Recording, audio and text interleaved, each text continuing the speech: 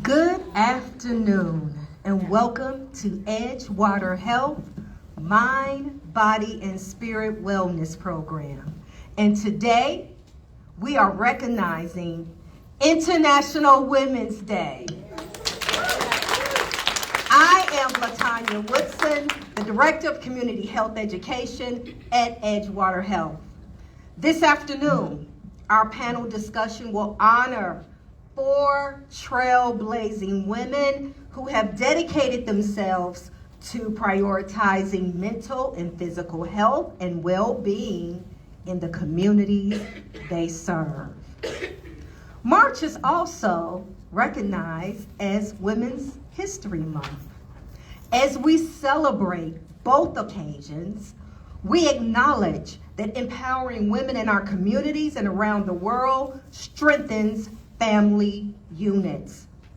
When women are empowered, there is increased economic diversification and income equality, as well as improved decision-making regarding family health.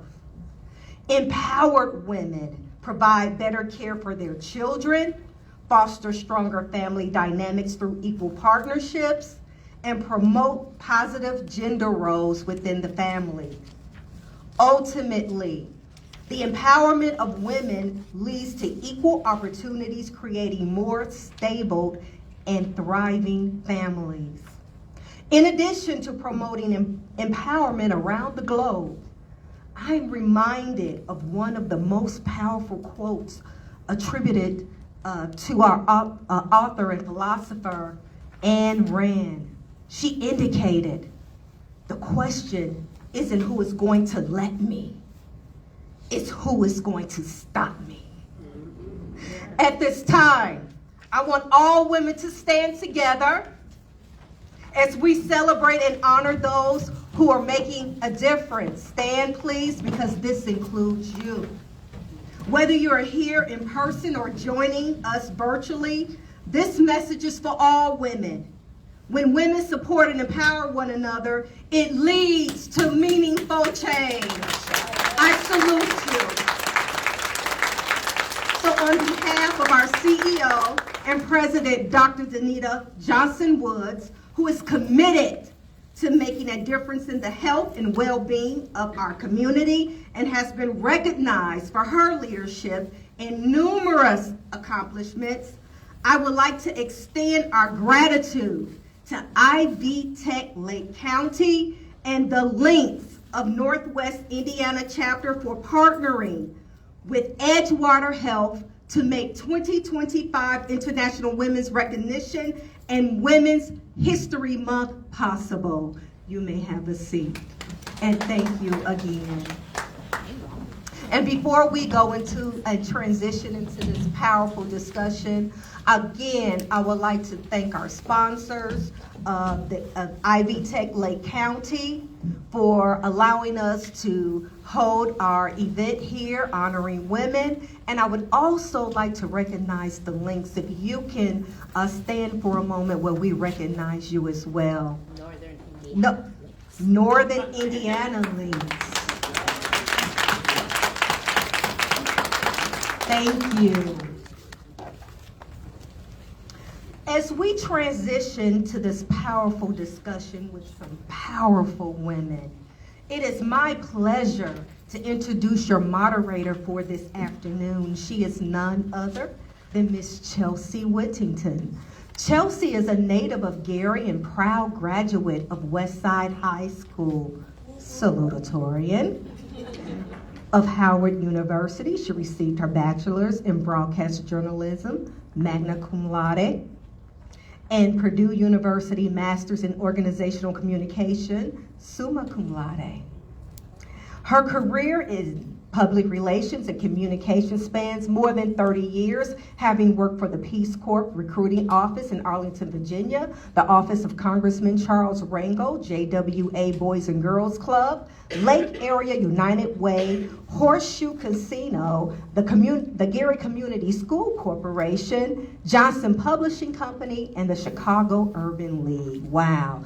Since 2015, Chelsea has operated her own PR consulting firm, CWIT, where she develops public relations and social media strategies for clients, as well as present workshops and training on social media and public speaking.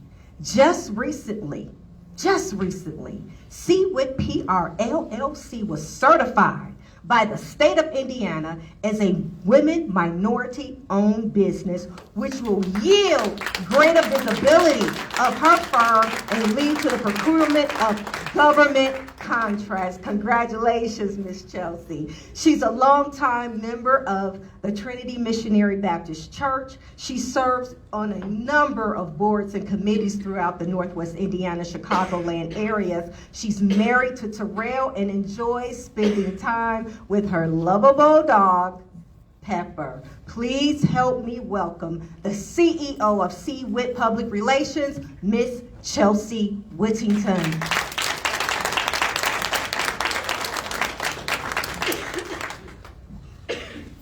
I should not have worn mascara. Good afternoon, everyone.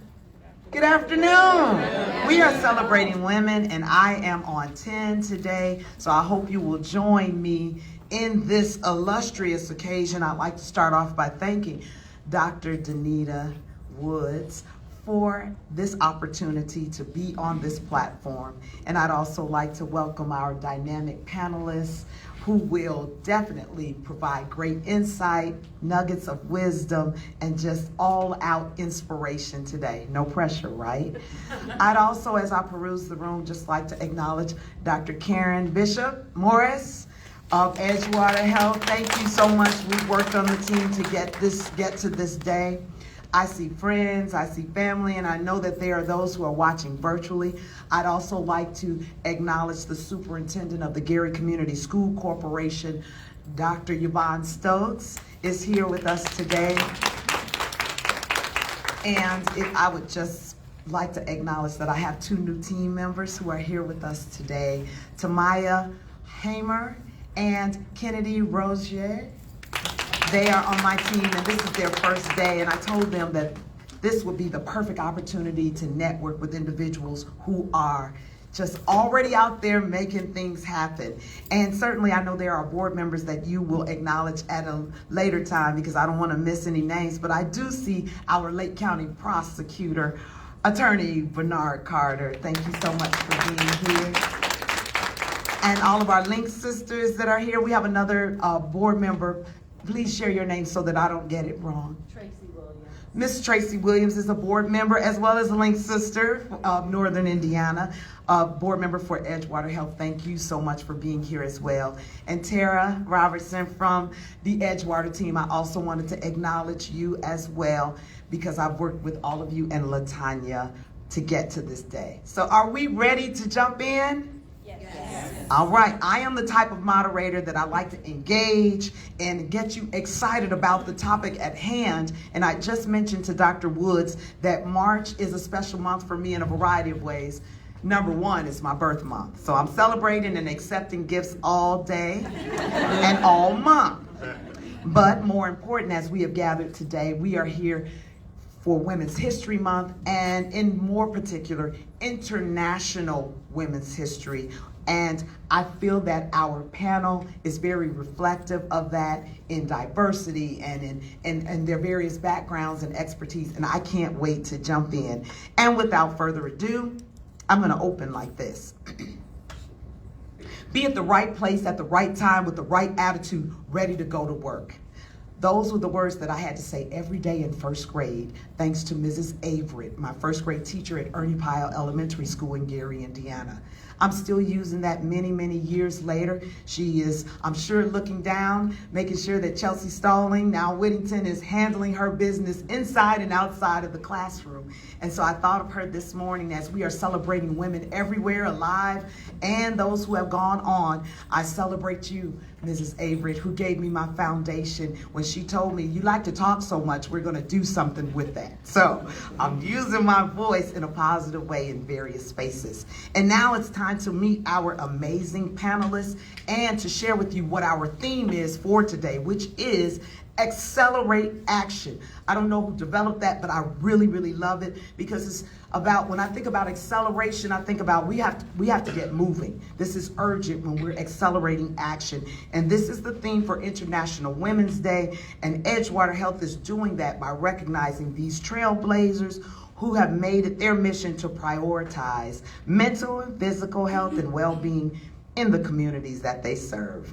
And so, as I introduce each one of our panelists, I ask that they give a brief background check as far as who you are, a little bit about what you love and enjoy, and what led you to be a part of the panel today. We know that we can always Google and look them up when you want full bios, but today we want to get into the heart and soul of who these women are. And I am going to start with Dr. Shawnice Carter. She is the owner of Healthcare Home Care, LLC. I am, first of all, honored to be here. I am a speech language pathologist. I have 20 years of experience in SFP. I've worked in schools, in skilled nursing. I've done rehab management as a rehab manager in skilled nursing, and also had a private practice for a number of years. And now I am the owner of a home care agency. So we service the Northwest Indiana area, and I am actively hiring for home care assistants. And let's just see, I also authored a book. The name of my book is My Hero Story, God's Glory, How to Overcome Betrayal, Delay, and Loss.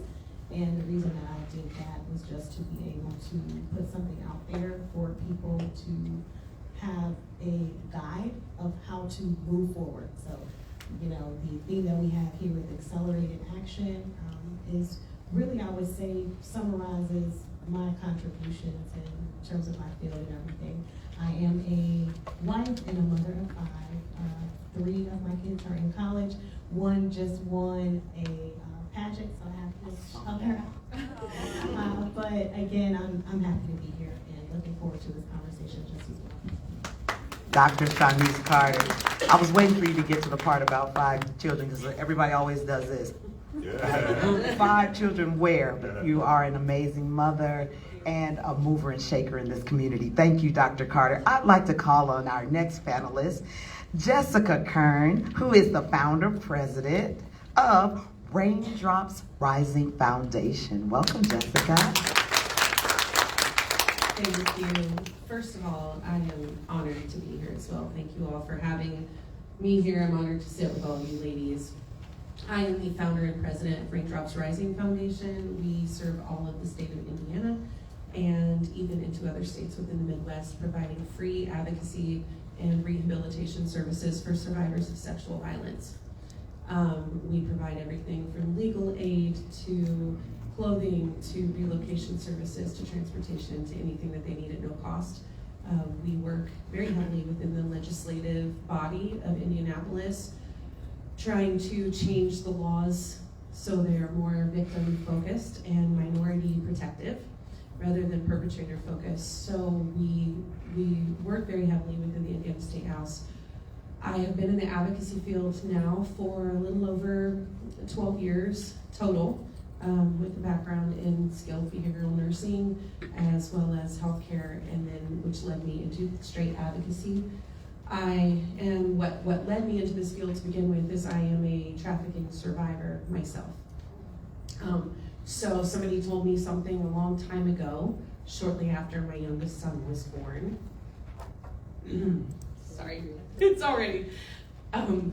They said, turn your pain into purpose. And so that just started from there. I am a mother of 4 amazing children, and they are my why every day.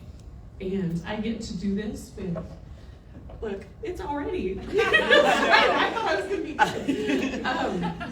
I get to do this every day with 7 of the most amazing women I have ever met in my life, and 4 of them are here today. So, and we are a survivor-ran and operated foundation. So we get up every day and do the work that we do because we've lived it and we've been there. And so I am very honored to be here today, and I promise that's it. I will keep the tears under control. Please promise. You promise? Okay. Thank you very much. Thank you so much, Jessica. The work you are doing, I can't wait to hear more about it today. Our next panelist, I'd like for her to introduce herself, is none other than, and I'm gonna work on this, we practiced, right? Yahaira Ruiz. Yahaira Ruiz, did I do that? How'd I do? You got it right. Oh, Thank you. And she is the First Lady of Iglesia Cristiana Pentecostes. You did that Spanish? That was my minor Spanish at Howard like 30 years ago, but I still have a little left. Thank you, Ms. Chosa. Yes, I'm Yahaira Ruiz. I am from Puerto Rico. We live in Maryville, Indiana. And I am the First Lady of Iglesia Cristiana Pentecostes on East Chicago, Indiana. And where my husband, Reverend Angel Ruiz, who is here, is the senior pastor. And I am a mother of two. My oldest, he's 25. He will be 25 soon.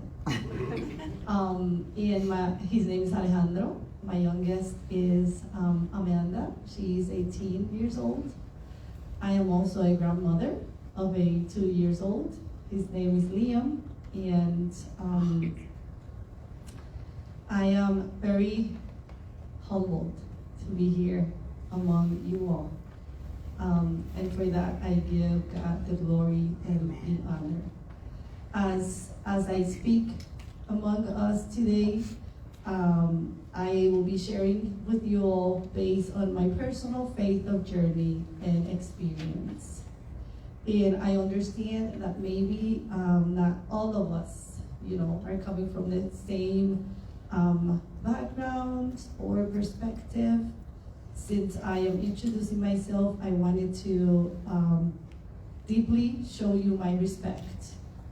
And for each and every one of you, I value each and every one of you, and I appreciate this opportunity. I'll be sharing my beliefs and my thoughts respectfully. Thank you very much, and Thank you, First Lady Ruiz. You should see your husband back there just grinning. All the love and admiration. Thank you so much for being here. And last but not least, and she knows why I waited to introduce her last, anybody who just barely knows me a little bit or maybe peeked on any of my pages will see this woman, someone that I have begged and pleaded to come from behind the big, the big gate where the Wiz lives, behind the curtain, to come from behind the curtain of her excellence, because she has been known for so many years behind the scenes for executing one of the most influential, the largest, longest running expo for Black women in the country. And I know that's part of your intro, but I said it, the Black Women's Expo. And it is my honor to introduce to you my friend and my client and my mentor and my inspiration as a woman, Mary Green.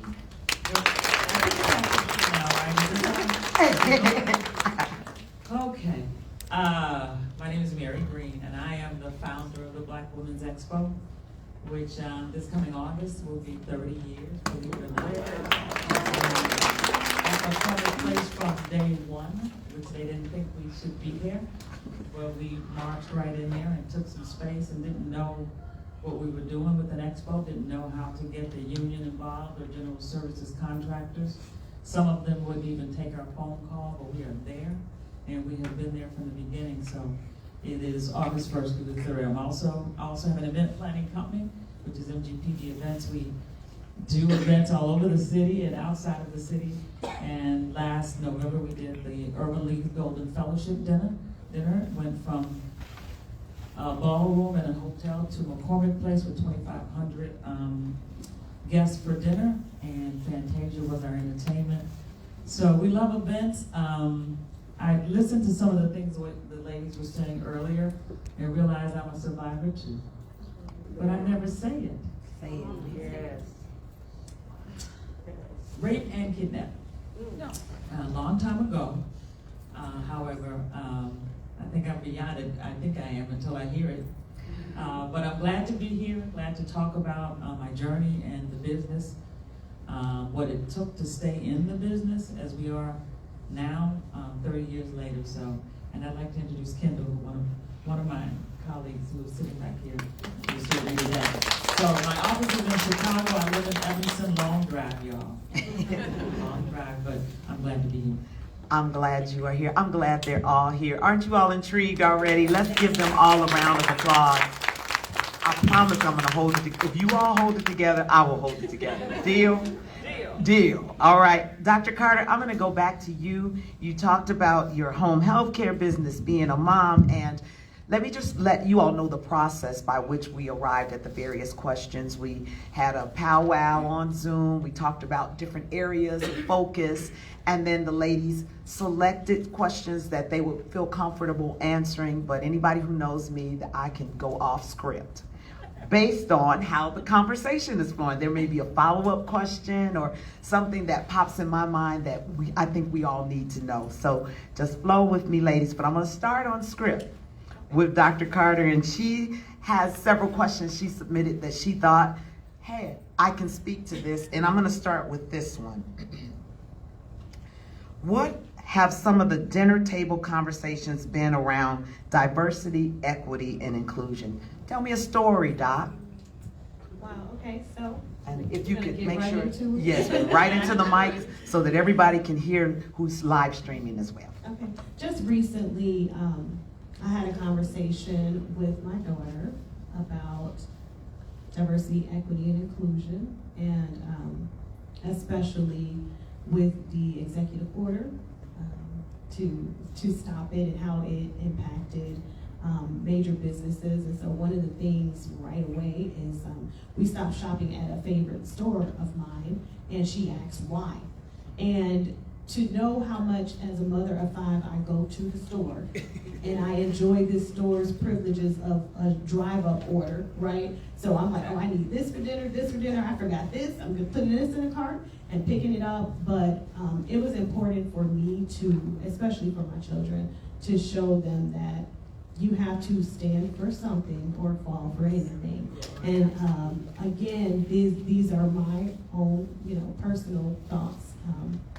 And not to offend anyone else, but I just felt like they need to see, because my main concern is if they take these programs away and take what they promised would benefit several communities, right? People think that diversity is just geared towards African Americans, but it's not. Women are also included in that. And so, and other minorities as well. But I wanted them to see that if they take this away and we acquiesce to it, how easy would it be for them to take away something else, and then the next thing, and then the next thing. And so it was really just like foreshadowing, the importance of this and the ramifications. And as we can see now, we have, all kinds of things going on, and this is still a live situation. And so I think we needed something to get a gift for my niece's birthday, and my daughter's like, why don't we just stop at Target? Like, why are we, doing it? But however I had to inconvenience myself for the bigger cause, I was willing to do that. So. All right, Dr. Carter, thank you. Jessica Kern, I'd like to move over to you. You opened with such a passionate testimony. And so I want to start with the question that you said you'd be comfortable answering, and that is, how do you empower the women around you? So, as I stated before, and I say it all the time, I am surrounded by some of the most powerful women I know every day that are in my life, personally, in my family, work closely on my board with me, even work with some of our partners, some of which are in this room. And I think with everything else that we do and all of this, the sadness and the hurt and the pain that we deal with every day, especially with the current happenings that are going on in the federal government and everything else, and that getting so much worse. And we deal with so much fight every single day that I think it's very important to remind ourselves, or at least we do every day, hey, this is what we are doing, these are the positives, this is how far we've came. I make it a point to remind my advocates all of the time, you know, this is where you came from. This is where you are now. You need to recognize that. Like I said before, those words have stuck with me for my youngest son is here, and he's 16, sorry. Get it right, Mom, 16. But he's 16, and when he was younger, those words have stuck with me, and I've kind of used them as my motto, not only for myself, but for everyone around me, is you can take your pain and you can sit in your pain, or you can turn that pain into power, and then that power becomes purpose, and then nothing can stop you. So just like you were saying earlier, nothing can stop you if you let that pain fuel you, and that pain turns into power, and that pain turns into purpose. There are a lot of days to where we don't want to get up and do the work that we do every day, but we do it because we've been there and people did it for us. I will be the first to admit that I wouldn't be sitting here right now on my own fruition. It was powerful, strong women that lifted me up, and if I can do that every day now, then I do, and I make it a point even now to surround myself with other powerful, strong women, Dr. Morris being one of them that's on the top of my list, which is in the room today. But it's women like that I make it a point to surround myself with, because when we can leave feeling empowered when we're around each other, that's what it's about. Absolutely, and I'm already feeling empowered, and we're just getting started here. Thank you, Jessica. If you would pass the mic to First Lady Ruiz. And she also submitted a few questions, quite a few, with answers. I was like, wow, she is ready. But I'm gonna pick one out for you, and I'd love for you to tell a brief story about how you've seen the climate shift in your respective field with respect to women's equality. Thank you, Ms. Chilsa. So over years, I have witnessed, right, significant shift in women's equality, whether if it's in ministry, church, workplace, community. I would like to share an experience that I had when I traveled to India. The Lord opened that door for me to travel all the way to India and to teach a leadership class, Christian leadership, to a group of pastors that there were 22, and out of those 22, only 2 were women. And in India, what predominant in leadership and ministry and roles of authority will be men. I gotta be honest. I was like, Lord, you need to help me. Stand in the gap. Where are you sending me? And it was beautiful to see how, although they are not used to be mentored and taught or by a woman, the way that they respected me. And with this, I have to say that there's much work to do. Like if we look around, there's a lot more that we need to be doing. But there's also small changes. There are things that the Lord is working out. So please encourage each other, love each other, and let's continue to do what we need to be doing in order to hopefully one day find oneness, equality, and togetherness. Because there's no longer Jew or Gentile, slave or free, male or female. For you are all one in Christ Jesus. Galatians 3:28. Thank you very much. All right, First Lady with the scripture. Thank you so much. Mary Green. She can never just be Mary. Mary Green. What are the biggest challenges you faced as a female entrepreneur in accessing funding or building partnerships? I know we could be here all day, but just pick one. No. Pick one. See, I don't remember that question either, so you threw that in there. I think in access to capital, first of all, I've never had any loans. No bank has given me anything. So we go from one show to the next until we build.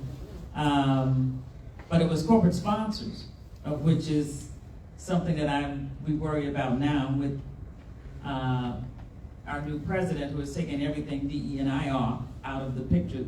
Those are the departments that most of our corporate sponsorship and funding came from the expo. We haven't seen it yet, but there are still months to go.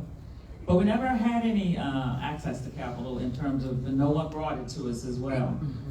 Kind of glad, because I think we get mixed up in that kind of thing with loans and banks. We did, however, last year get a state grant, a tourism grant, the first time ever, but the first time I ever applied. And we did because we wanted to stop going on the road. Since 2000, the Expo had been in Detroit, Atlanta, Dallas. We had been in about 5 different markets. None of them like Chicago. So it was like, why are we doing this? And a couple of colleagues and friends say, Essence Festival doesn't move. Why are you moving around? Bring people to Chicago. People love Chicago in the summer. Now that we're in the summer, we used to be in Women's History Month. Our first shows were in March. And we planned it that way when I was at B103. So we got our first grant, and who knows what's going to happen in 2025. But we are working on, as I said, the 30th anniversary. So we've never, I guess it was a struggle to get any kind of funding, but we really never sought it.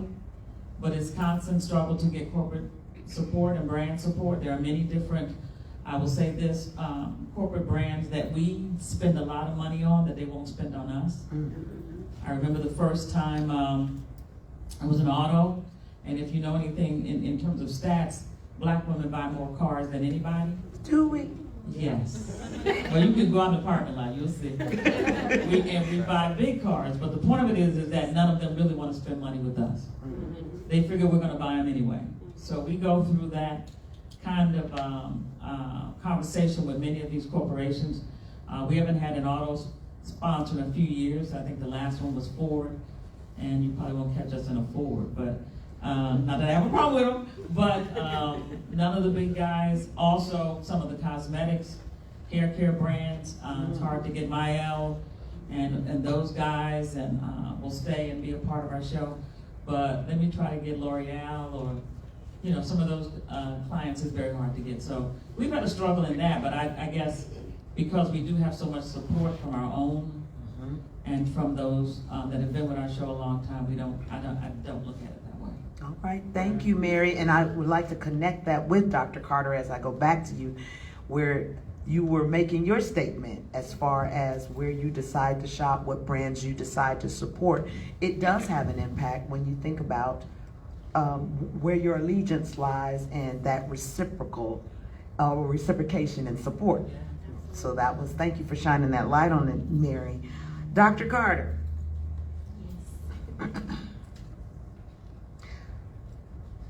What makes you a strong woman? And how do you feel your cup? And in fact, I want to put this to every panelist, so listen up, because I love this question.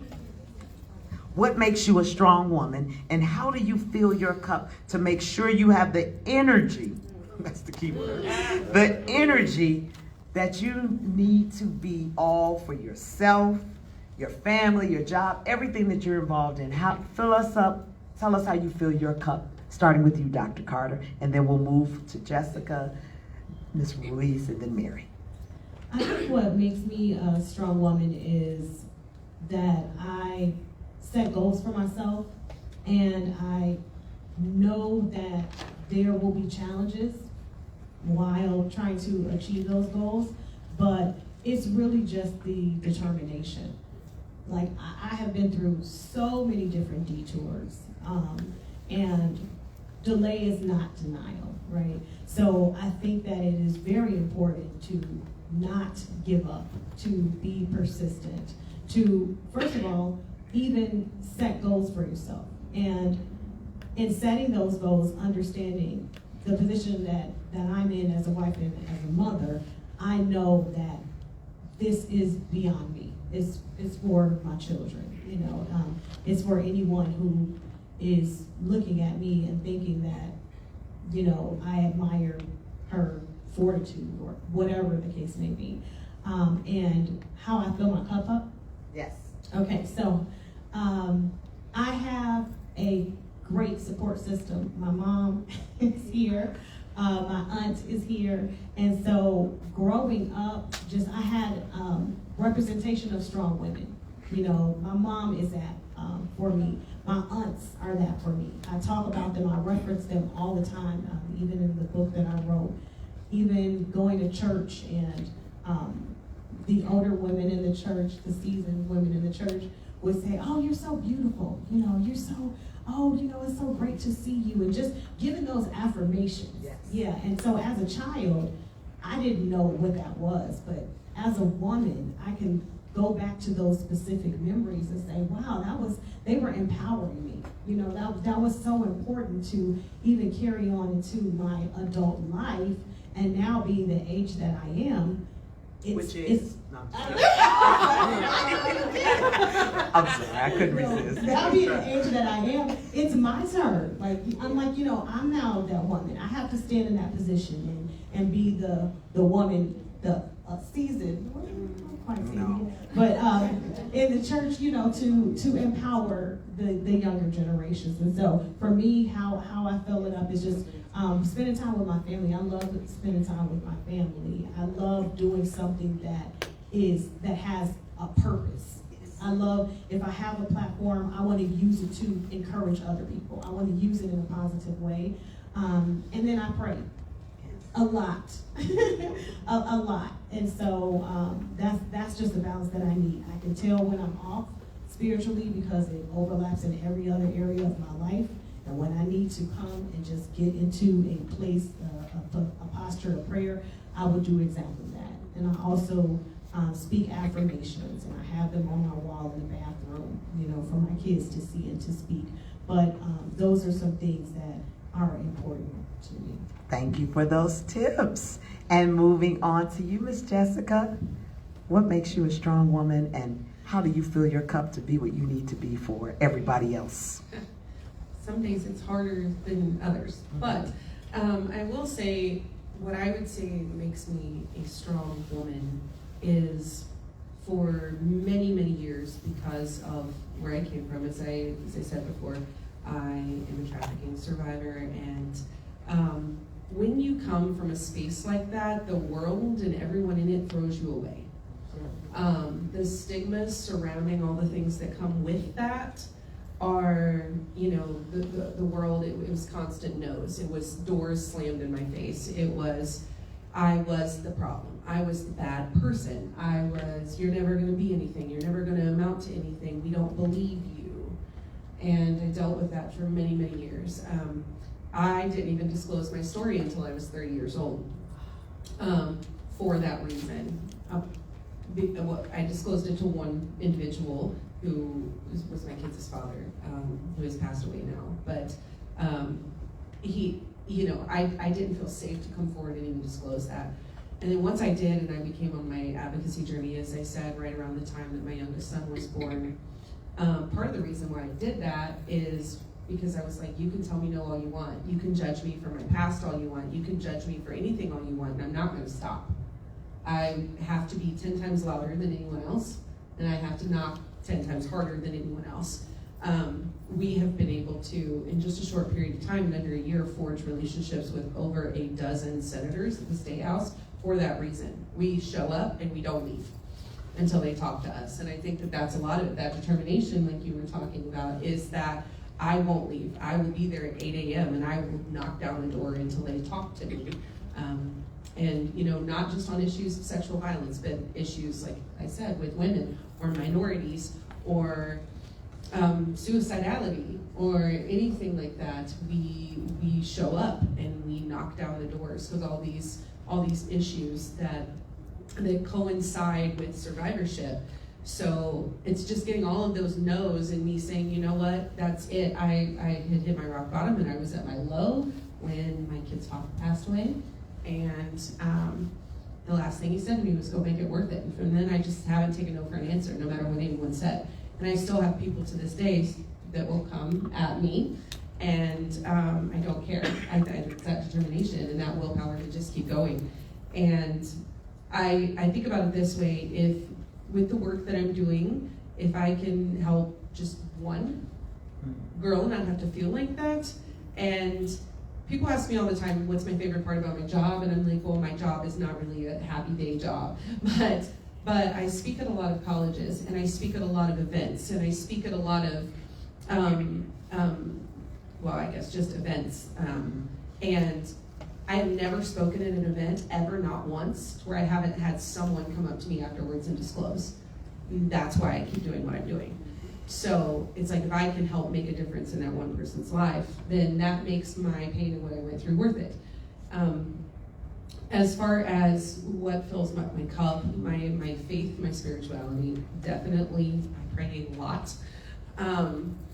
And again, back to the previous question, is I surround myself with amazing individuals, not only that will empower me, but will tell me about myself. Yes. I have the privilege of working every day with one of my 4 children that will tell me about myself. I have the privilege of working with one of the most amazing women in the world, who is videoing me on her phone right now, who has been my best friend for the last 10 years. And she is on her board of directors, and she will tell me about myself. So they will tell me about myself, but then they will also lift me up and empower me when I need it. And those are the people that I need to surround myself with. They're my why. These amazing individuals that I've met throughout the course of my advocacy journey, and my kids. Getting up every day and knowing, just the same as you said, that I want them to look at their mom and say, okay, my mom taught me that there are other stores. My mom taught me that I can go hold a sign on a picket line. My mom taught me to not take no for an answer. My mom taught me to do something about it. And if my kids say that about me, that's my fulfillment. That's my fulfillment as a woman and as a mother. Love it. Jessica Kern, make it worth it. That's what I'll go, make it worth it. First Lady, Ruiz. Thank you. I have to say that what makes me a strong woman is my faith in God. Not only that, but also to be surrounded by men and women that see, that they have the ability to see things in me that I am not even able to see it. You know, those people that they have more faith on you than what you have in yourself. For yourself, yes. Right? So I am grateful for that. That is what has made me strong, and I think I have something that I can share in common with Jessica. She mentioned that if she can impact one life, right? If I can be a blessing to only one, whether if it's Latina or not Latina, an adult or a youth, a child, you know, I am happy, honored, and I feel that I have succeeded if I am able to do that. How do I fill up my cup? Well, my priority is my spiritual life. So we have in our church, we have prayer line. I also have my prayer time by myself. So I'm a prayer. So not only that, I also intentionally set time to study the Bible and participate in groups, in the congregation. I try to stay tuned and nurturing my spiritual life. I also take care of my mental health. I knew that was coming. I was waiting take for care that. of my mental health. Yes. I have gone to therapists, psychologists, and I'm not ashamed to say that with a mic. That does not make less my faith. See you smiling, Dr. Wood. That's right. I have taken counseling and all of that, so it's important for me to take care of my mental health. I drink hot water. Really? Yeah. Is that good for your voice? Or what? It's well, for this raspy voice, yes. No, I don't know where, and I know that's kind of funny. I don't know where I read that it's better to drink it hot for hydration than some cold or temperature room. So I started it and I drink. So I So wanted you're literally to say filling I your wanted cup. to say that because I drink hot water, I take care of my body. Okay, that's how you're gonna make that connection. That's what I one wanted way. to say. I have to continue to work on developing, better habit of eating. Oh, come on, who can say no to a rice? I mean, yesterday was Fat Tuesday. We're still trying. What Latina can say not to rice and pork? I know. Come on. One day at a time. I have to, keep working on that. But I have to say that I set apart some time for massages, for, stay relaxed and, self-care, Yes. self-love. Yes. So that's the way that I fill up my cup. And yeah.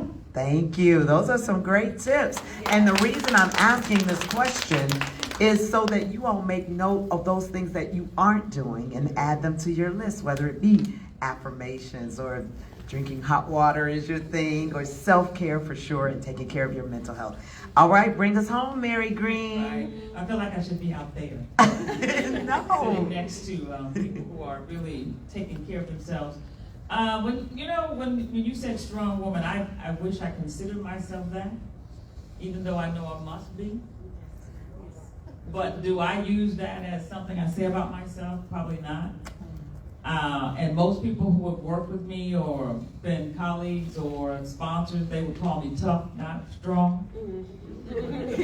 And talk more about that too, Mary, because they say, Yes, when black women. when we get aggressive, Yes. it takes differently than when those of Yes. another gender.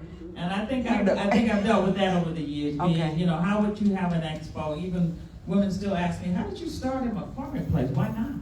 Okay. That's where they do trade shows and expositions, but it was not supposed to be something that I thought about 30 years ago. And we almost had to force our way into it. So, and that continues today. I mean, I just had to call on someone at McCormick Place yesterday who was not going forward with a contract that we needed, and it's been since December. See, I'm tough. That's not strong. That's what they want to say, that you're tough. And I guess I am, but I know I'm strong, because how do you keep this together unless you're strong? Also, being a middle child. Yes. I am a middle child from six from 6 of us, 3 girls and 3 boys, and I didn't realize what that meant for a number of years. But if you want to be heard or seen, you've got to do some things to stand out. And that was a while ago. I will say now, where I was, there were 6 of us. There's only 3 of us now, in terms of siblings, and I am the oldest. So it's turned around a little bit, and it's really kind of hard to take. How do I fill up my cup? My friends. It's really my friends. who keep me going. Every time I talk about, is it a time for a transition? Chelsea's one of them that said, you're not going anywhere. No. So, I really think, I can't say that it's, I take care of my body. I think I do, but I You do wish I was better. Pilates? I do Pilates and all that other stuff, but I do think it's, just, I'm one of those that don't hang out. Everybody says, I go to sleep. I go home, I do. I really do. They laugh at me. I make a cameo appearances at the events at night and I go home. So I think that's made a difference, and you do have to take care of your body. And I read also about some hot water. So I'm going to get into that. I did Hot read water. about hot water, but that's all I can say. Thank you. I want to add on to it. I have a theory. I have no proof. I have not written a thesis, doctor, or anything like that. But the work that I do, I work with a lot of powerful women, CEOs, superintendents. And what I have found, these are my findings, no university-related study. It's the smallest ones with the biggest bark. Dr. Stokes. Dr. Stokes, will you stand up? Look at Dr. Stokes, my superintendent. Little fun size. But when I tell you what tough looks like, right there. Mary, when I tell you what tough, stand up, Mary. I'm sorry. Look at it. And I always see, I'm like, it's the fun size ones that really come with the roar, because you have to be seen. And I say that in comedy, but really in all seriousness, to be seen, to have a powerful voice, and let people know that you mean business and that you will not be shoved to the side. And that's why I enjoy working with women like that, because they remind me that my voice matters as well. I will add on, as far as cup filling, definitely the self-care, I agree. The massages, the facials, the walks, the talks with God, quiet time. Sometimes, and people don't believe it, but yes, I sit in silence without phones and devices. Just to gather, I always say I need to gather myself. And so making time for that, and if you have trouble making time for that, put it on your calendar like you do everything else. You put that meeting with Dr. Woods on your calendar, that appointment with the late no, I don't want an appointment with the prosecutor. I don't want an appointment with you. But if I have to, we'll meet. We do good things. You do great things in your office. You're right. Everybody just hears the word prosecutor. But put your time on your calendar and then commit. When someone else says, are you free from 3 to 5 on Thursday? Why, I am not, because I have my gathering time. So that's my fill my cup. I don't know where we are with time. LaTanya, I want to keep me on task because I'm enjoying. Okay? All right, so we're in wrap-up mode. So this is my question that none of you knew I was going to ask, but I'm going to, I told you I'm off script. But this is your time, because so often what we don't get an opportunity to do is to salute the women who are around us, or who have impacted our lives, or put a footprint of love on our hearts. So I want you to take a moment, think about a woman. Some of you have already mentioned your mothers, but then somebody else who has inspired, impacted, or left an indelible mark on your life. Dr. Carter? I'm gonna say my mom again. Okay. This is always my answer. Every time I had to write an essay for school, every time, who's a woman, who empowered you, my mom. And I say that because my personality is more outgoing, right? So I'm social, I'll talk, kind of like, who said put it to good use? Jessica, make it worth it. I was the one always talking and getting in trouble in elementary school for talking, and so I became a speech pathologist, so I would like to think that I put it to good use. But, my mom is more on the quiet side, but when it comes to strength, I just always saw her as being strong. I love it. Always doing things with her kids in mind, always reinventing herself, always being really playing it safe, but not really displaying just how powerful she is. Mm-hmm. Like the Mary Green, call you Mary Green. Yes, Mary Green. That what other people would probably say about her are the things that she may not even recognize in herself, and also just how she instilled the importance of a relationship with God for myself and my siblings. And so that was really important that she lived what she said. You know, not just do this, do that, don't do this, don't do that, but I had a living example every day of how to respond to things, and how to not allow life to overtake you. And so that was just very phenomenal to me. All right, well, Mom and Auntie, please stand and wave so we can applaud you. Yes, they are here. Every time I've seen Dr. Carter, oh, don't cry, Mom. Her mother's with her, and now we have Auntie too, and book signings. They are. So I see your village is real. Thank you, Dr. Carter. Miss Jessica Kern. I would have to say the woman in my life that has made the most impact on my life was the only real parent that I had, and that was my grandmother, who has since passed away, but she was an immigrant, and she was a ball of fire, but in a good way. She was one of the most strong, powerful, resilient women that I've ever met in my life. And she was one of those, you know, she was in a small package, but she was a spitfire. I told you, I'm going to add you to my study. I'm going to add her to my study. Spitfire. She was all of about 5 foot tall, but would take down a tree. But she, just her power and her resilience and getting up every day and her fight, I admire so much. And but I will also say that other impactful women in my life currently that leave a footprint every day are some of the women in this room. One of them being the only girl I birthed. She's sitting right there. And stand up. So when I say my daughter inspires me every day, and then Alice, Jasmine, Becky, stand up. Because these women are all in my life every day, making an impact and making a footprint. And there are 3 that aren't here today, but they do every day. And I'm not just saying that to, like, they really, I say it all the time. I would not be doing what I'm doing without the support of these beautiful women. Thank you so much. First Lady. Thank you. I have many women in my life that have impacted me, but I'll say that the one that I'm going to choose is my mom. Okay. My mother. She is the first woman the first girl after 9 boys. Ooh. My grandmother had 16 kids. I know. They live, I know. She said, I know. I need water.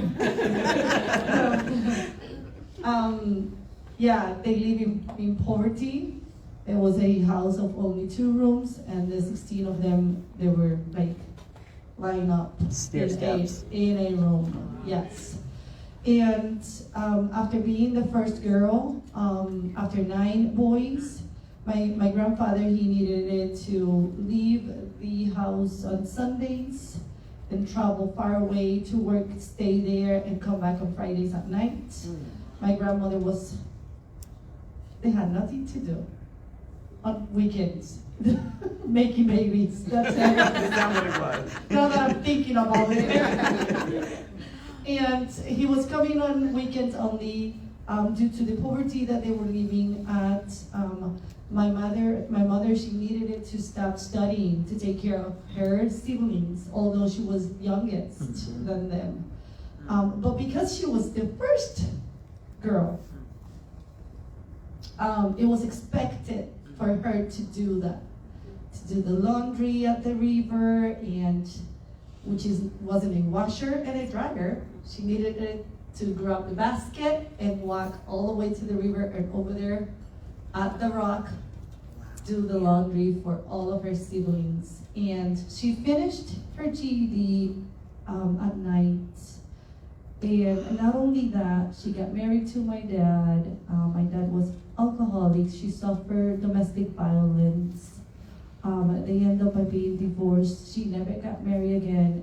But out of all of that she lived, she somehow, and I understand now that it was the resiliency that she had within her, but also the faith in God. She renewed out of all of that, raised us, worked hard. She is 4 feet. 4 feet. 11 inches. I am going to go on record with my study. There's something within the size. Yes. And after what? Well, on her 65, she was diagnosed with cancer, stage 3, and it is crazy to see her. I'm not lying to you. It's crazy to see her, the way that she wakes up every single morning with a smile within her face, ready to leave that day, ready to impact someone, ready to go to the gym. Yes. All right. She has been fighting cancer for over 2 years. And I cannot believe it.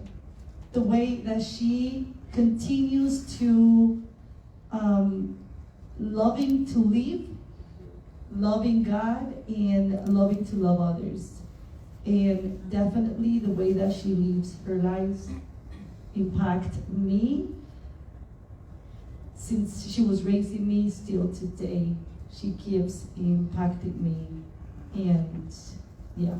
Beautiful, beautifully said, and very touching. I'm just gonna leave it there. I'm gonna get up and go over there. I know. Somebody else. Don't you move, Mary Green. All right. A woman in my life. It's so easy to say my mother, and I know you're saying everybody's saying that. It's she got fine. me started, but it was my older sister. My older sister, Ruby Coley. Miss Ruby. Yeah, no, was her name. She came every year to the expo well into her mid-80s. And she lived in Nashville, which is where we're from, and she would fly in. And I remember after a couple of years getting upset, I'm saying, why does Ruby fly in always on Friday morning to the X1? I got to go to Midway to pick up. I would be the only one that could pick up, but I'm going. That's right. That's my sister, and she was coming to help. I mean, she didn't come to just sit around. She was on the registration desk. She was making phone calls. She was giving people directions. She was doing everything. And then one day she called me. She said, I got to talk to you. I'm driving. And she tells me that she just found out she has cancer. And she was gone. She was crying. I was crying. I was like, no, second opinion, the whole tough, strong person. And within 4 months, she was gone. And the interesting thing is that I had been down to see her a couple times, but one Saturday morning, when I thought about it a Friday night, I said, I'm going down to Nashville in the morning. I just got me a fly on Southwest and just got on the first thing smoking. And they had put her in hospice probably a couple days before. And I'll be honest with you, how stupid I am. I didn't even know what hospice really was. I know now. Last leg. I know what it is now, that they're really just sitting there waiting for you. And, but I'm thinking I'm just walking to a hospital and I'm blah, blah, blah. And I didn't see anybody at the desk, and I walked into the room that they told me she was in. I turned around and walked out, and then I saw two women at the desk. I said, where's my sister? They said, that's her. I said, no, it's not. And I had just seen her about 2 weeks before. I said, no, it's not. He said, yes, it is. And there was a black woman and a white woman, and the black nurse finally said to me about an hour later, she said, what made you come today? I said, I don't know. About an hour later, she passed while I was there. I was the only one there with her. We became very close. I have a younger sister, but my older sister and I became very close over the years because she was always supportive. She was the only one I could talk to about everything that was going on, how tough it was, and how strong I probably thought I was. And But she was right there for me, as if she was my mother after my mother passed, and she was older, much older. So, you know, I didn't think it was time for her to go, but We never do. no, but I was there. Yes. I was And there. I'm so glad that you were, and I was glad that I was in your life at that Yes. time when we were going through that, and I had the blessing to meet Miss Ruby. And I would like to say she loved me too. She loved Miss Chelsea. She was an angel. And for those of you who have talked of those who have passed away, know that they are our angels and that they are looking down on us, protecting us, right, First Lady? And proud of us and proud of all of the things that you all are accomplishing. And I have a wrap up. This is going to be like a one sentence thing, so I'm going to give you a chance to think about it. I'm going to go first. And then we all have we should have some type of mantra, something we live by, the words that we really, really hold on to. And a motto that I use all the time, and I tell my mentees and my nieces and the young women that are in my life, is go the extra mile. It's never crowded there. You will find tons and tons of people who do just enough to get by. But then you have that small fraction of the population that says, not only did I do this, but I also did this, this, and this, just in case, or to make it even better. So go the extra mile. It's never crowded there. That's my mantra. Dr. Carter, your turn. I would just say, this is something that I kind of like rebranded myself and bringing all of the different things that I do under one umbrella. And it just stood out to me, or I'll even just say God gave it to me. Take care of your health, take care of your wealth, and take care of yourself. Ooh, say that one more time, Doc. Take care of your health, take care of your wealth, and take care of yourself. I like that. And so wealth is not only financial, That's right? But wealth could be the things in your mind, you know, your ideas, your how you have to hold them and not share them with everyone, depending on who you are around and who you can trust. But yeah, whatever wealth means to you, take care of all of those things, and you can't enjoy any of those things if you don't take care of your health. Amen. Thank you, Dr. Carter. Miss Jessica. I just mixed it up. I did a remix. So I have three main mantras. The first one is turn your pain into power and into purpose. Any of my clients or anybody that's worked with me over the years will say, I know the 3 Ps because I say it all of the time. And then the second one is create your own definitions. So going back to what we were talking about with the stigmas, you can create your own definitions of the world and of who you are. And always work on creating your own definitions. And then the third one is I always say 3 words when I leave a room or when I'm talking to someone, and it's simply, I see you. Okay. A lot of us feel unseen too many times, so those 3 words can impact someone's life so deeply. Just saying, I see you, I really see you. So I like that. Thank you, Jessica. So, as Ms. Chelsea mentioned, I wrote my answers. So I do have my mantra, right? But I also wrote one for this time. Okay. I would like to start by thanking Edgewater, Ivy Tech, and all of the organization that comes together to make this time and this day possible. I thank you for the opportunity and thank you for your time. This is the one that I wrote for today. Okay. Let's take action to be able to accelerate. We're taking action today. Therefore, we are accelerating. Let's not stop. Let's continue to take action, whether they are like big or small. Let's do it. Let's come together and let's do it. We will see acceleration. The one that I wanted to share with you all, it's love will unite us. And in oneness, we will thrive. God is love. Thank you very much. May the Lord bless you all. Thank you. And Mary Green? So Nike is probably suing me right now. But when young women ask me about how I, pulled all this together, I said, just do it. We all procrastinate and think that it can't be done.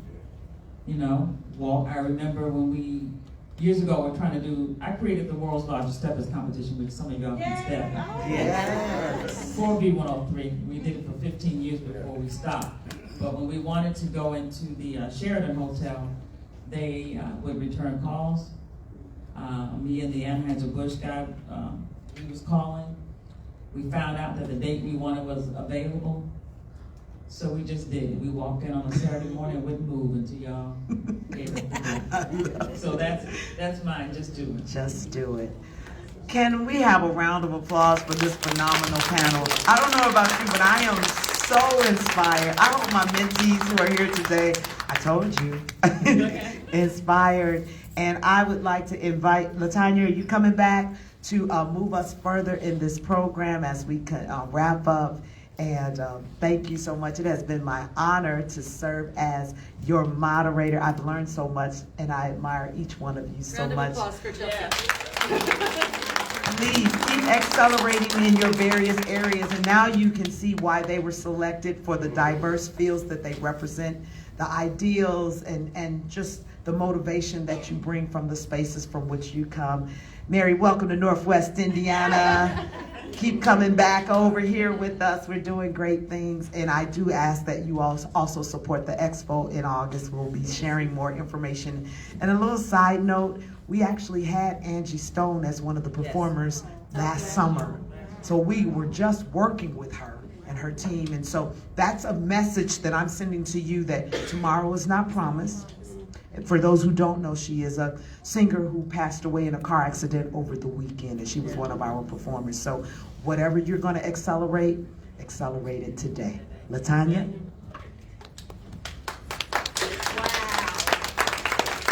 This has been memorable. Please give these ladies another hand. Thank you all for your transparency and just opening up. It was just so many nuggets there. I don't want to say anyone in particular because they all was touching. And while you all were talking about your mom, my mother is no longer here with me. Her name was Margaret Peterson. And I'm the youngest. And my mother had a best friend. Her name was Eva Williamson. And my godmother she didn't have children. So whether she couldn't or she didn't choose to, she didn't have children. And she asked my mother, could she share in the raising of me? And even during the course of that journey, because she was so good to me, I called her mom. Now that I'm older and I think back, I reflect on when I called my godmother mom. My mother never once felt any kind of way. She honored that relationship, and wow, I just have to just remember my mom and just say thank you, because that was huge. How many women would share when another woman has not been, able to go through that journey? So thank you all for allowing me to reflect on that and bring that back to my memory. And again, I want to thank Miss Chelsea for your expertise and being a moderator. Thank you for that. It's nothing that I ask. Chelsea is always there, have always been there, and just thank you for that support and another reminder of women empowering and supporting other women. And I also want to thank again, before we transition, Ivy Tech Community College of Lake County and their wonderful team, Dr. Marnisha Stiff, who's the Director of Diversity and Belonging. Would you please stand? Tyender Baines, Director of Student Life. Would you please stand? And Shanitria Smith, Advisor of TRIO Student Support Services. And the tech person, and from the person that helped us with everything that we had to do. Thank you all for opening your doors.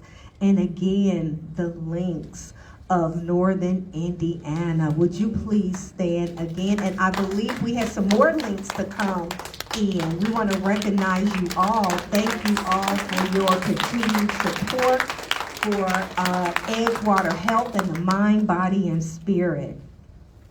And with that being said, the Mind, Body, and Spirit is entering into its third year, and it has come full circle and made impactful presentations that included our physicians, that included our nurses, our administrative staff, many here who are with us, and also to our esteemed partners that will come in and will give us presentations. But on Friday, January 27th, 2023, at noon, our visionary and leader, Dr. Danita Johnson-Woods, she laid the powerful foundation for Mind, Body, and Spirit that helped everyone else to go in and address those topics such as depression, cultivating healthy relationships, grief. She delivered this compelling presentation entitled Discovering What You Already Have, sharing invaluable insights from her books, The Unapologetic Woman and The Women's Little Purple Book for Leadership. I would like to invite Dr. Danita Johnson-Woods to the podium as we transition to our awards presentation. And Tara can come and help me, please.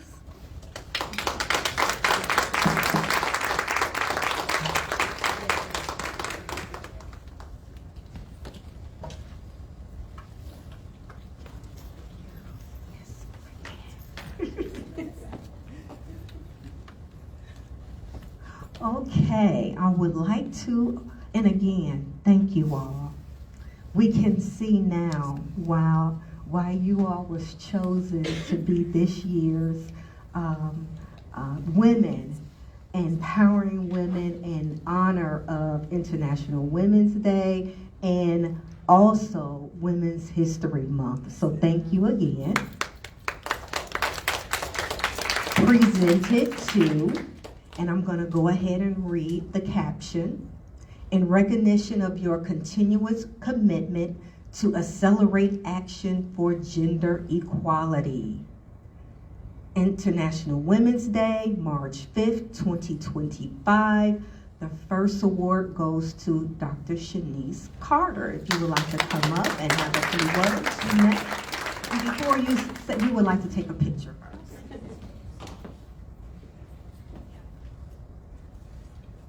Dress.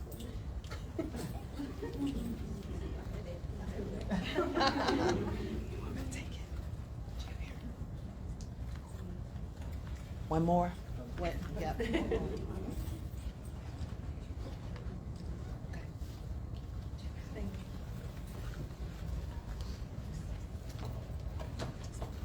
I just want to say thank you. I think that this is amazing to be recognized because when you're doing something, you don't even realize that other people see you. And so I appreciate this opportunity. I told Chelsea, I don't know why you asked me to be on this panel with these other women who are doing amazing things, but thank you. I appreciate it.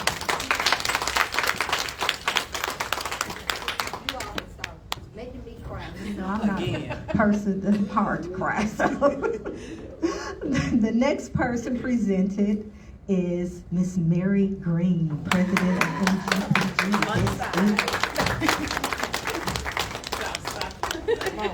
Don't stop.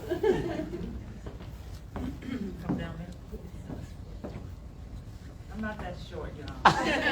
Makes it tall. It's a fun size.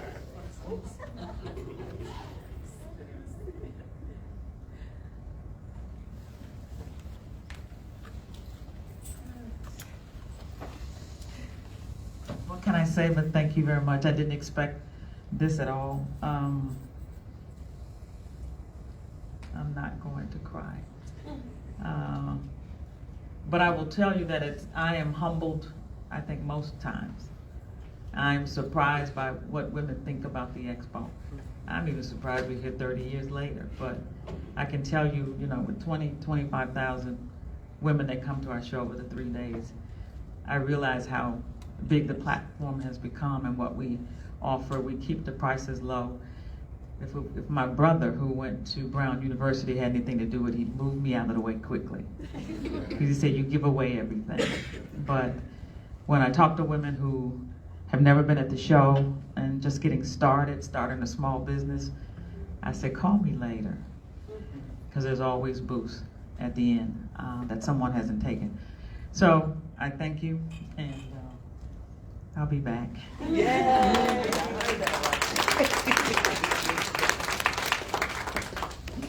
Next, presented to Ms. Jessica Kern, founder and president, Raindrops Rising Foundation.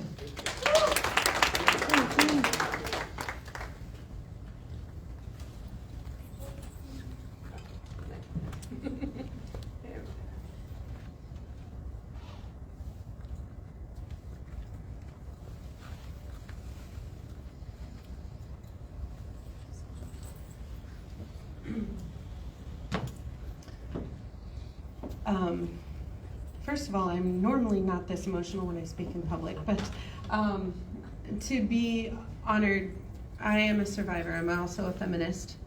And I also, again, come from immigrant roots. And when Ms. LaTanya called me and told me that they wanted to honor me and have me sit on this panel, I said, what? No. I'm very humbled and very grateful to be here, and I'm very humbled. I have so much respect for Dr. Morris, and so much respect for all of you at Edgewater, and so much respect for you ladies on the panel today. And I'm so humbled and I'm so grateful because I just don't feel like I belong up here with these amazing women. But I'm so grateful, and this means so much to me. And again, I can't say enough how much it means. And I'm grateful that my children are my why. And this foundation was 12 years in the making, and I get to do it every day. I get to do it. It's not I do it. I get to do it every day. Some of the most amazing women, and I can't thank them enough as well. So thank you so much.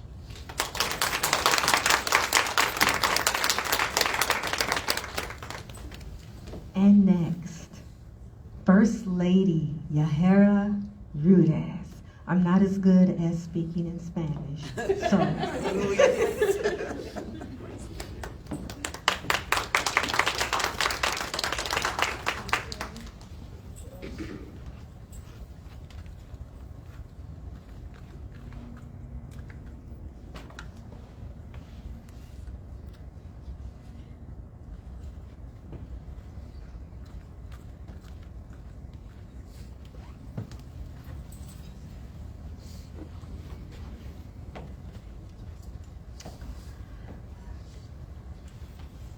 To God be the glory. He is the one that strengthens us and the one that opens doors for us to make that difference, to impact lives and to empower each other. Let's continue to do it with love and humbleness. May the Lord bless you. Thank you very much.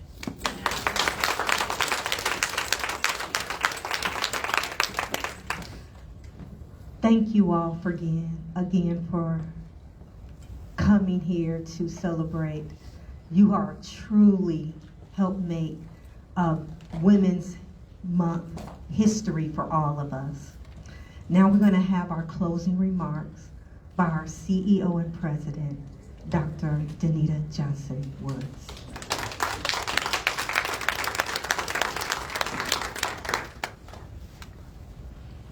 Well, I'd like to start by asking all of you to just stand and give a round of applause to these phenomenal women.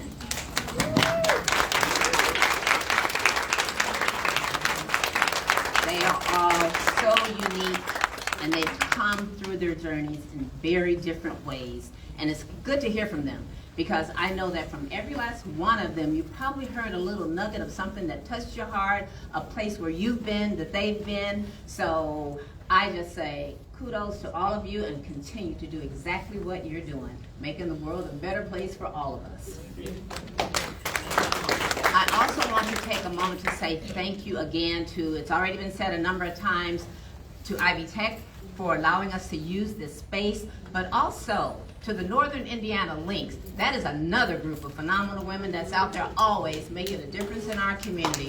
And you may be familiar with some of the programs that they put on throughout the year, the Men's Health Fair, now preparing for a Women's Health Fair, Black Cares program. So they're doing a lot in the community. And so I am just proud to be a part of that group of women. We got them here. Would you stand again, ladies, because I'm just proud to be amongst you. You're just wonderful. We got one, a new one came in the back. There's Irene King, Denise Gillard, our Health and Human Services Chair, Bernie Meacham. So thank you all for being here. So just in closing, every year on March 8th, the world comes together to celebrate women's achievements and advocates for gender equality. International Women's Day is not just about honoring progress, but also about recognizing the challenges that remain even in contemporary times.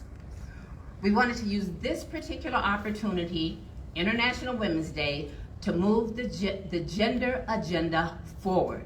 It's all about moving us women forward and to help us to make positive gains for women and girls, recognizing that these women here and throughout this room, we have a hard time, and we do it. We make a difference in our own special ways. But I have to say, one thing that has not been mentioned today is that we could not do this work without partnering with the phenomenal men in our lives, the men who are our partners, who are powerful allies in our fight for gender equality. And there's one right there that I see.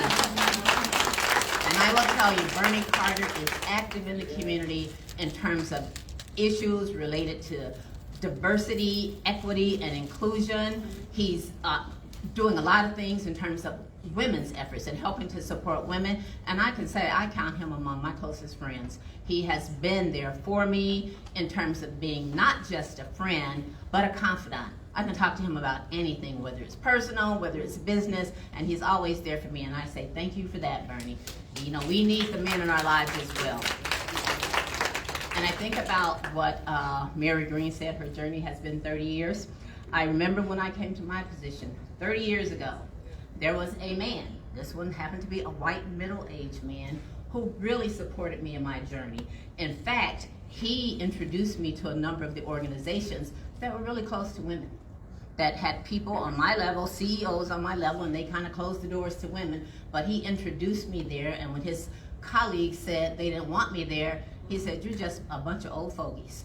You know, open the door for her." And they did. And I remember one of my colleagues right here in East Chicago, who is now gone, when I accepted the position, you know, they always look down on Gary and the people in Gary, and everybody was saying congratulations to me, and he walks up to me and said, "Congratulations," or should I say condolences. 30 years later, I'm still here, he's gone.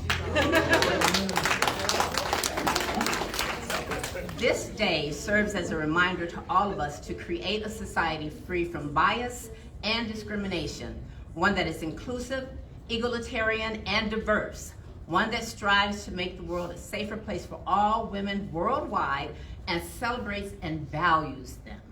Values is a key word. Our work is not over, and if you take a look at what's happening on the national level, in the state of Indiana, the things that are happening right now are things that are meant to shut our voices, to close us down. And we're not gonna allow that to happen.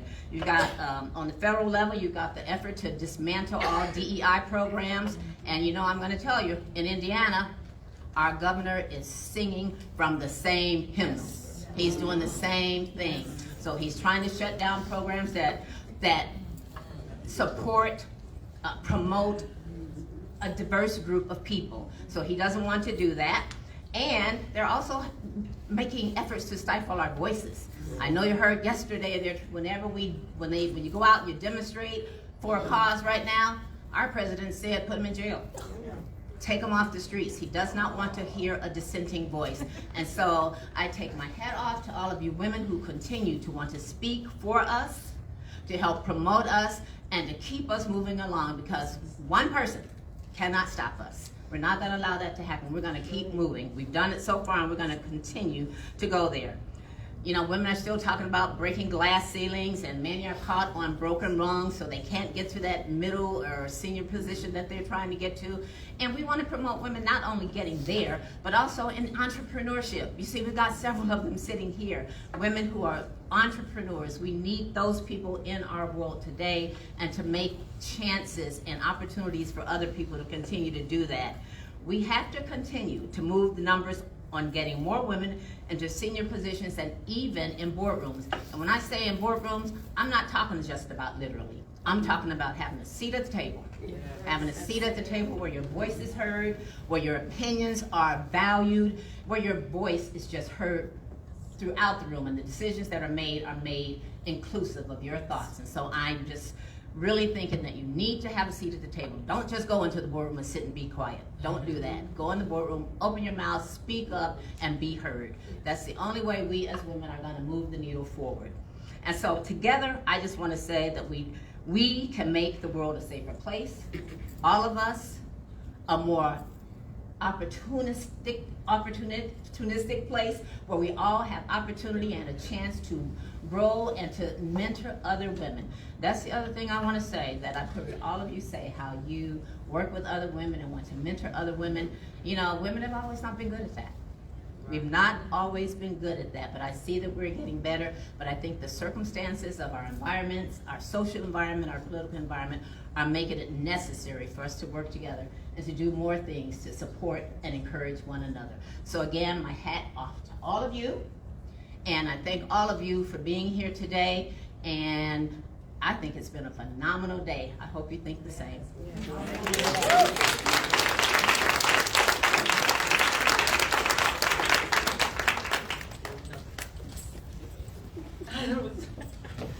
That concludes our program. If you would like to know more information about Edgewater Health, please visit our website at edgewaterhealth.org. And remember, at Edgewater Health, what do? We take care of the whole person. See you next time.